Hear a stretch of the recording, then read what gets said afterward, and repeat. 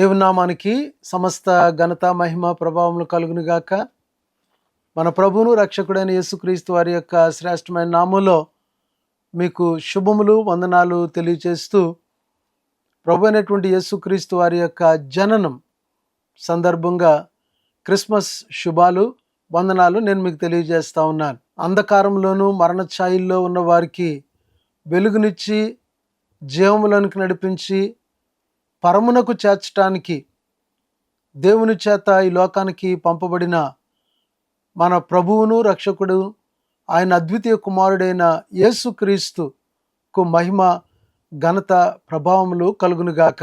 దేవుడు తన యొక్క ఉచితమైన కృప మన బ్రతుకులో మరొకసారి ఈ క్రిస్మస్ని ఆచరించడానికి 2025 సంవత్సరాల క్రితం లోకరక్షకుడిగా, జగద్రక్షకుడిగా, పాపుల రక్షకుడిగా వచ్చిన ప్రభు అయినటువంటి యేసుక్రీస్తు వారి యొక్క జననాన్ని మనము జ్ఞాపకం చేసుకోవడం ఇదెంతో ఆశీర్వాదము, ఎంతో ఉత్తమోత్తమని నేను మీకు జ్ఞాపకం చేస్తూ ఉన్నాను. క్రిస్మస్ అనంటే పలు రకాలైనటువంటి అభిప్రాయాలు లోకంలో ఉంటాయి. క్రిస్మస్ అంటే ఏమిటి అని ఒక ఆయన్ని అడిగితే, క్రిస్మస్ అంటే ఏముందండి, ఇంటి మీద స్టారు, ఇంటిలో బారు, వీధిలో వారు అని చెప్తా ఉన్నాడు ఆయన. ఆయనకి క్రిస్మస్ అంటే అదే తెలుసు. క్రిస్మస్ నెల ప్రారంభించబడి ఆ మొదటి దినం నుంచే కొంతమంది చాలా సెంటిమెంట్గా స్టార్ ఇంటి మీద పెడతారు. సో క్రిస్మస్ ఆ దినాన్ని మంచి పిండి వంటలు చేసుకుని ఇంట్లో పార్టీ చేసుకుంటారు. ఆ తర్వాత వీధిలోకి వచ్చి అనేక మందితో పోట్లాడుతూ ఉంటారు. ఇంటి మీద స్టారు, ఇంటిలో బారు, వీధిలో వారు. ఇదే లోకం చూస్తూ ఉంది చాలామంది జీవితాల్లో. చాలామందికి ఇలాంటి అవగాహనే. క్రిస్మస్ అంటే ఏముందండి, ఇదే కదా, ఇళ్లకు రంగులు వేసుకుంటారు, కొత్త బట్టలు కొనుక్కుంటారు, ఆ రోజు ప్రత్యేకంగా మందిరానికి వెళ్తారు, నాటికలు వేస్తారు, డ్రామాలు వేస్తారు. ఇదే లోకానికి ఉన్నటువంటి అవగాహన. ప్రభునందు ప్రియమైన దేవుని బిడ్డలారా, వాస్తవంగా ప్రభు అయినటువంటి యేసుక్రీస్తు వారు ఆయన నీ కొరకు నా కొరకు ఈ లోకానికి అనుగ్రహించబడినటువంటి వరము, పరలోక రాజ్య మార్గము, ద్వారము. దేవునికి స్తుతి కలుగును గాక. అపోస్తుల కార్యాల గ్రంథం 3వ అధ్యాయము 24, 25, 26 వచనాలని ఈ దినాన్ని మనం చదువుదాం. దీంట్లో ఉన్నటువంటి గొప్ప సత్యాన్ని మనము గమనిద్దాం. ఈరోజు ప్రభు అయినటువంటి యేసుక్రీస్తు వారి యొక్క జననం 24వ వచనం, 25, 26 ఈ 3వ అధ్యాయంలో నేను చదువుతూ ఉన్నాను. మరియు సమూయేలు మొదలుకొని ఎందరూ ప్రవక్తలు ప్రవచించిరో వారందరూ ఈ దినమును గూర్చి ప్రకటించరి. ఆ ప్రవక్తలకును దేవుడు అబ్రహాముతో నీ సంతానమందు భూలోక వంశములన్నీ ఆశీర్వదింపబడునని చెప్పి మీ పితరులతో చేసిన నిబంధనకును మీరు వారసులై ఉన్నారు.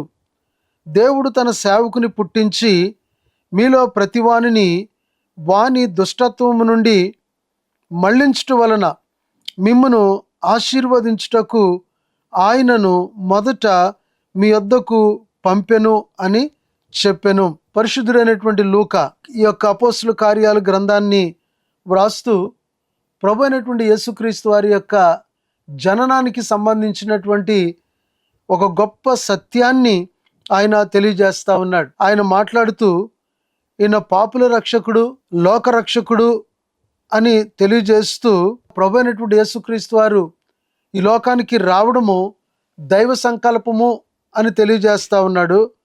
రెండవది, ఆయన ఈ లోకానికి జగద్రక్షకుడిగా రావడం అనేది ప్రవచనాత్మకము అని తెలియజేస్తూ ఉన్నాడు.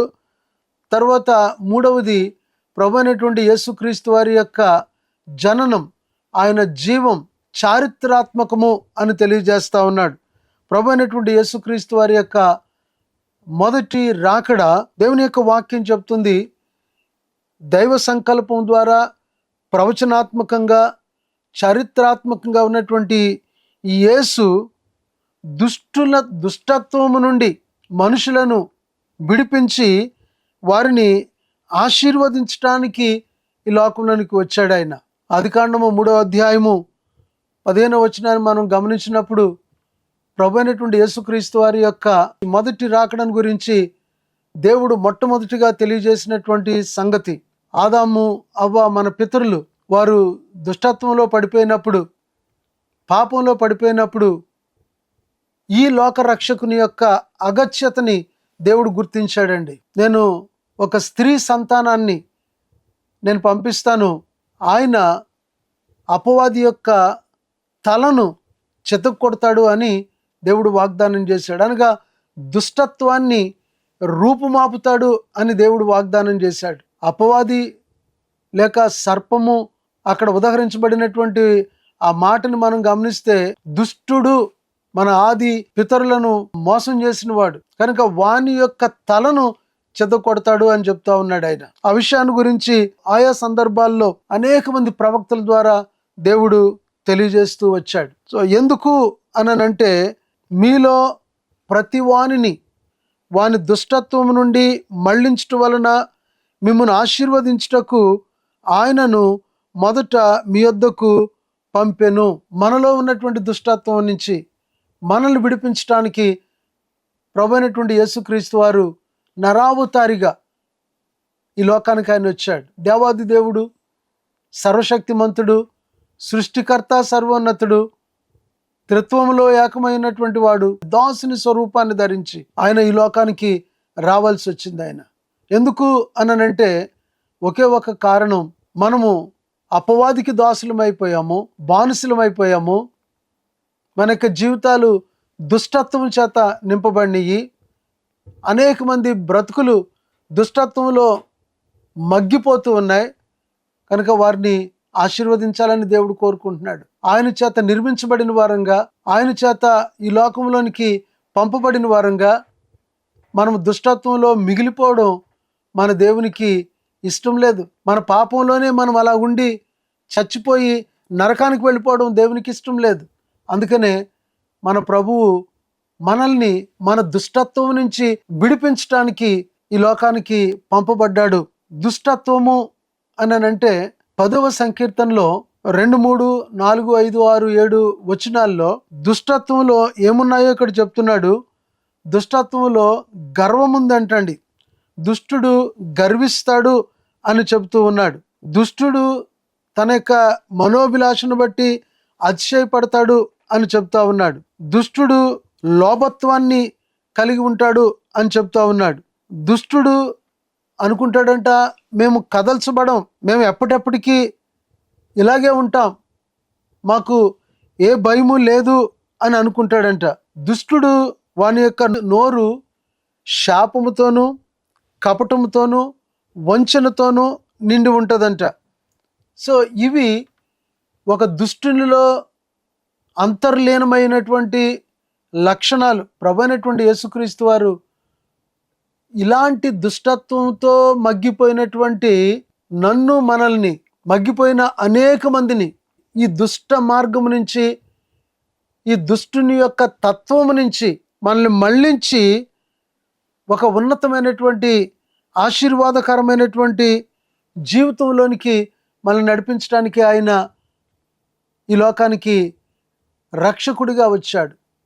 దుష్టత్వం నుంచి మళ్ళించే రక్షకుడిగా. ఈ దినాన్ని ప్రభు అయినటువంటి యేసుక్రీస్తు వారిని మన హృదయాల్లో జన్మింపజేసుకోవాల్సిన అవసరత ఎంతైనా ఉంది. మన హృదయాల్లోనికి ఆయన్ని ఆహ్వానించవలసిన అవసరత ఎంతైనా ఉంది. ఎందుకు అనంటే, మనమంతా కూడా ఈ దుష్టత్వంలోనే ఉన్నాం. ఏదో ఒక రకంగా మనము దుష్టుని యొక్క తత్వాన్ని ప్రదర్శిస్తూనే ఉన్నాం. అవునా కదా? ఆలోచన చేయమని నేను మనవి చేస్తూ ఉన్నాను. నేను ఎన్ని మార్లు మనము గర్విస్తూ ఉన్నాం, ఎన్ని మార్లు మనము శపిస్తూ ఉన్నాం, ఎంతమందికి చేటు కలిగిస్తూ ఉన్నాం. మాకేం పర్వాలేదు, దేవుడంటే భయము భక్తి లేకుండా జీవించట్లేదా మనం? ఈ మాటలు వింటున్నటువంటి ప్రియ సహోదరి సహోదరులారా, అనుకుంటాం మనము యేసుక్రీస్తు వారు ఎవరికో పుట్టాడు అని చెప్పేసి. ఆయన పాపులకి పుట్టాడు, దుష్టుల కొరకు పుట్టాడని. నా సంగతి ఏంటి? నీలో నాలో నిమిడీకృతమై ఉన్నటువంటి తత్వం ఏంటి? దాంట్లో దుష్టత్వం లేదా? ఒకవేళ ఉంటే దాని నుంచి నీవు విడిపించబడాలనే ప్రభు ఆయన ఈ లోకానికి వచ్చాడు ప్రియ దేవుని బిడ్డలారా. కనుక మనము ప్రభు అయినటువంటి యేసుక్రీస్తు వారి యొక్క జన్మదినాన్ని గురించి అనేక మందికి చెప్పడానికి ముందుగా ఆయన్ని మనం అనుభవించాలి. ఆయన మన హృదయంలోనికి రావాలి, మనలో జన్మించాలి, మనలో ఉన్నటువంటి దుష్టత్వం నుంచి మనం బయటికి రావాలి. అప్పుడు ఈ గొప్ప విషయాన్ని అనేక మందికి మనం చెప్పగలమండి.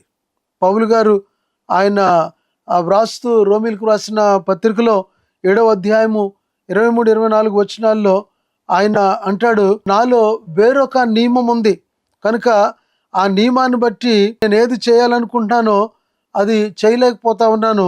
నేను పోరాడుతూ ఉన్నాను నేను ఒక రకంగా, కానీ ఆ పాప నియమము, వేరొక నియమము నన్ను చెరపట్టి ఎప్పటికప్పుడు లోబరుచుకుంటుంది అని అంటాడు ఆయన.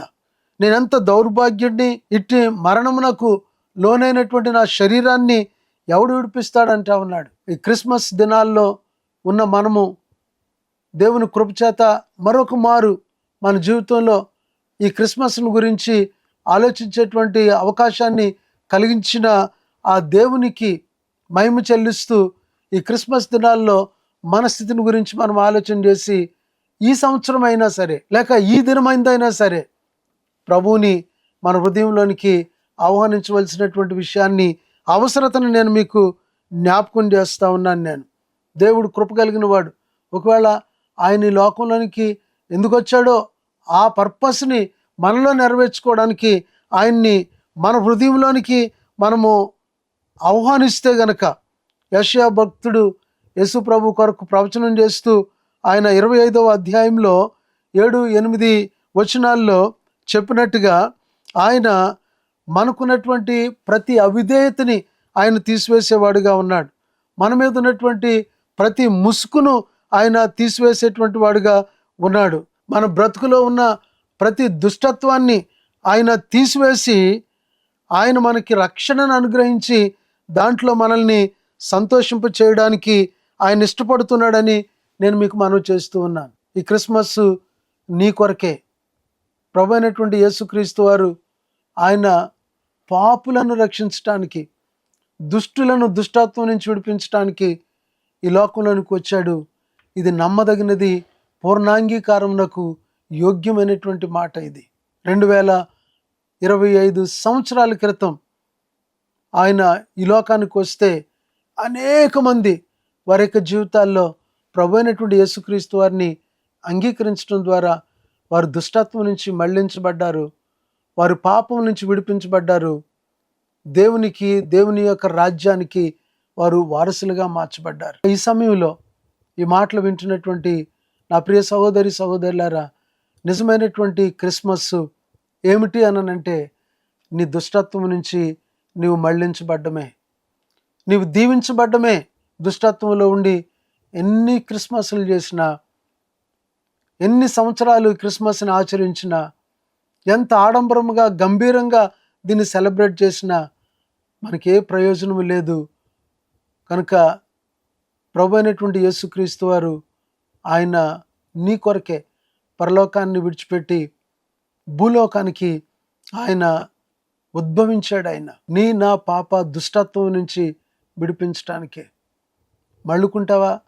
ప్రభు అయినటువంటి యేసు మాట వింటే, ఆయన నీ హృదయంలోనికి స్వీకరిస్తే నీ దుష్టత్వం నుంచి విడిపించి ఆశీర్వదించడానికి ఆయన సిద్ధంగా ఉన్నాడు. ఆయన్ని స్వీకరిస్తే రక్షకునిగా, విమోచకునిగా, నీ దుష్టత్వం నుంచి నిన్ను విడిపించి నిన్ను ఆశీర్వదించే ఒక గొప్ప దేవునిగా ఆయన నువ్వు అంగీకరిస్తే నీ దుష్టత్వం నుంచి నువ్వు మళ్ళుకుని దేవుని యొక్క ఆశీర్వాదకరమైన మార్గంలోనికి వెళ్తావు, భూమి మీద దీవించబడతావు, పరలోక రాజ్యాన్ని అనుభవించగలుగుతావు.